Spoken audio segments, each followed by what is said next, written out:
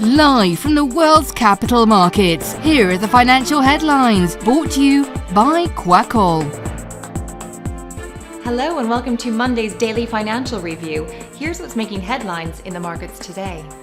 The European Central Bank needs another significant interest rate hike in September and should hit the neutral level before the end of the year, French Central Bank Chief François Villeroy de Galhus said on Saturday.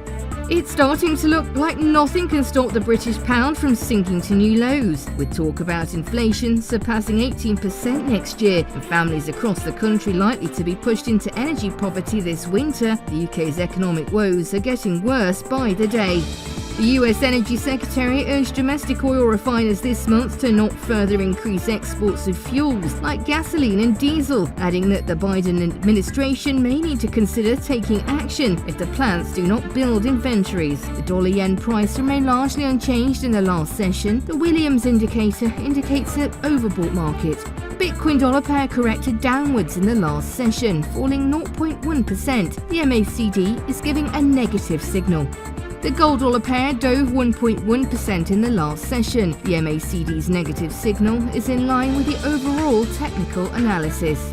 The oil dollar price remained largely unchanged in the last session. The stochastic RSI is giving a negative signal. Japan's jobs applicants ratio will be released at 23:30 GMT. Australia's retail sales at 01:30 GMT. And the US Dallas Fed Manufacturing Business Index at 14:30 GMT. Finland's consumer confidence will be released at 0500 GMT, Japan's unemployment rate at 23:30 GMT, and the US 3-month bill auction at 15:30 GMT.